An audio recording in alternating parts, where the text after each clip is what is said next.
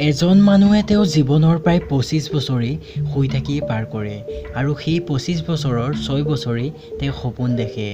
আজি এই ভিডিঅ'টোত আপোনালোকক সপোনৰ লগত জড়িত কিছু নজনা ইণ্টাৰেষ্টিং কথা জানিব পাব। সেইবাবে ভিডিঅ'টো অলপো স্কিপ নকৰাকৈ শেষলৈকে চাই থাকিব। নমস্কাৰ বন্ধুসকল, মই উদয় আৰু স্বাগতম জনাইছোঁ আপোনালোকক আমাৰ চেনেললৈ। আহক তেনেহ'লে ভিডিঅ'টো আৰম্ভ কৰোঁ। যেতিয়া আপুনি শুই থাকোঁতে সপোন দেখে, তেতিয়া আপুনি সপোনত না সময় চাব পাৰে না কিবা লিখনি পঢ়িব পাৰে। অৰ্থাৎ যদি আপুনি সপোনত ঘড়ীটো দেখে বা ঘড়ীটো চায়, তেনেহ'লে ঘড়ীটো নিশ্চয় দেখা পাব, কিন্তু কাটা কেইডাল কেতিয়াও দেখা নাপায়। লুচিড ড্ৰিমিঙক সহজ ভাষাত ক'বলৈ গ'লে এটা পদ্ধতি। আপুনি এই পদ্ধতিৰ লগত বিভিন্ন ধৰণৰ টেকনিক ইউজ কৰিলে আপুনি আপোনাৰ সপোনবোৰক এটা নিজা আকাৰ দিব পাৰে আৰু আপুনি সপোনবোৰক ইচ্ছামতে চাব পাৰে। অৰ্থাৎ আপুনি যদি সপোনত এঠাইলৈ যাব বিচাৰে, যোনডোখৰ ঠাইলৈ আপুনি কেতিয়াও গৈ পোৱা নাই, সেইডোখৰ ঠাইলৈ আপুনি যাব পাৰে। আৰু আপুনি সপোনত উৰিবও বিচাৰিলে উৰিবও পাৰে আৰু আপুনি ওখৰ ঠাইৰ পৰা জাপ মাৰিব বিচাৰিলেও জাপ মাৰিব পাৰে। আমাৰ পৃথিৱীৰ কিছুমান মহান আইডিয়া মানুহৰ সপোনতে আহিছিল। যেনে লেৰী পেজৰ গুগলৰ আইডিয়াটো সপোনতে আহিছিল আৰু চিলাই মেচিনৰ ধাৰণাটো মানুহৰ সপোনতে আহিছিল।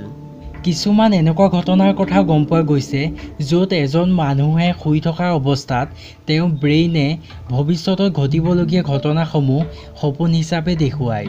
এই কথাটোৰ সত্যতা প্ৰমাণ কৰিবলৈ মুখ্য উদাহৰণটো হৈছে আব্ৰাহাম লিংকক হত্যা কৰাৰ কিছুদিনৰ আগতেই আব্ৰাহাম লিংকে নিজৰ হত্যা কৰাৰ কথা সপোনত দেখিছিল।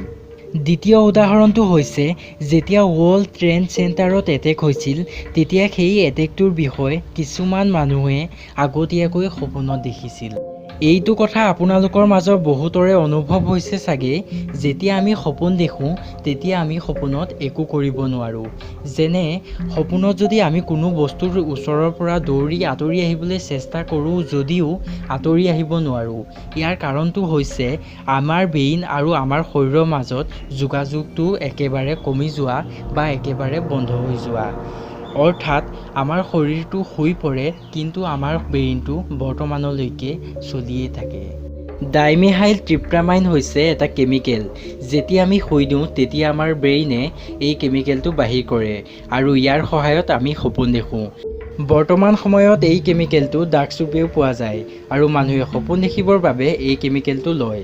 এই কেমিকেলটো লোৱাটো আইনগতভাৱে অপৰাধ আৰু এই কেমিকেলটো খুবেই দুৰ্লভ। কিন্তু এইটো কেমিকেলৰ সহায়ত মানুহে যেনেকুৱা সপোন দেখিব বিচাৰে ঠিক সেইদৰে সপোন দেখিব পাৰে। এইটো কথা বিশ্বাস কৰা যায় যে যিবিলাক মানুহ বেছি ক্ৰিয়েটিভ হয়, সেইবিলাক মানুহে সপোন বেছি দেখে।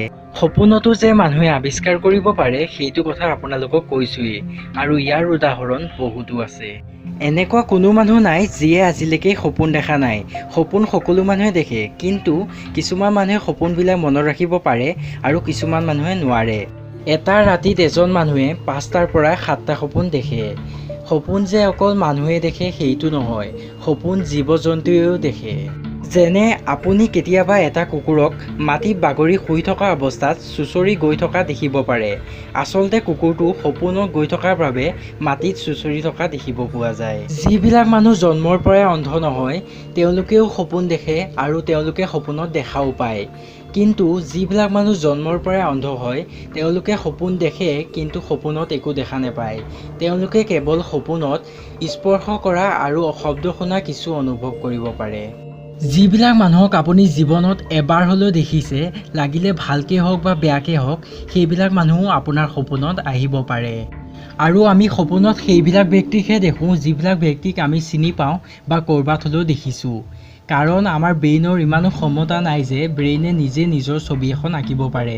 সেইবাবে আমি সপোনত সেইসকল ব্যক্তিকহে দেখোঁ যিসকল ব্যক্তিক আমি চিনি পাওঁ।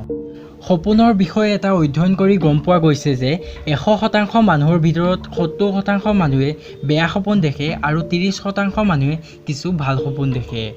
এজন মানুহে এটা ৰাতিত প্ৰায় ২ ঘণ্টাতকৈ অধিক সময় সপোন দেখিয়ে পাৰ কৰে। এটা গৱেষণাৰ পৰা গম পোৱা গৈছে যে যেতিয়া পুৰুষে সপোন দেখে, তেতিয়া পুৰুষৰ সপোনত প্ৰায় ৭০% পুৰুষে থাকে আৰু যেতিয়া মহিলাই সপোন দেখে, তেতিয়া মহিলাৰ সপোনত প্ৰায় ৫০% পুৰুষ আৰু ৫০% মহিলা থাকে। আমি চোৱা টিভিটোৰ লগত সপোনৰ বহুতো প্ৰভাৱ পৰে। 1915 চনৰ পৰা 1950 চনলৈকে যেতিয়া ব্লেক এণ্ড হোৱাইট টিভি আছিল তেতিয়া 12% লোকে ব্লেক এণ্ড হোৱাইট সপোন দেখিছিল। যেতিয়া ৰঙীন টিভি আহে তেতিয়া ব্লেক এণ্ড হোৱাইট সপোন দেখা 12% লোকৰ পৰা 4% লোকলৈ হ্ৰাস পায়। টিভি আৰু সপোনৰ লগত কিছু সম্পৰ্ক আছে। যেনে যদি আপুনি বিচনাত শুই আছে আৰু আপোনাৰ কাষতে টিভি এটা লাগি আছে আৰু সেই টিভিটো ভূতৰ ফিল্ম দি আছে আৰু আপুনি কাষতে শুই আছে, তেনেহ'লে আপোনাৰ 80% চান্স আছে যে আপুনি ভূতৰ সপোন দেখিব পাৰে। যেতিয়ালৈকে বাচ্চা বা কেঁচুৱা এটাৰ 3 বছৰ নহয় তেতিয়ালৈকে বাচ্চাটোৱে বেলেগ মানুহৰ দৰে সপোন দেখিব নোৱাৰে। সি সপোনত কেৱল শব্দ আৰু কিছু স্পৰ্শ কৰা অনুভৱৰ বাহিৰে একো নেদেখে।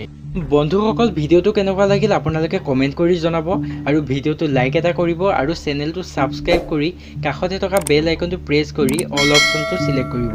তেতিয়া আমাৰ আহিবলগীয়া নতুন ইণ্টাৰেষ্টিং ভিডিঅ'বিলাক সকলোতকৈ আগতে পাবৰ বাবে।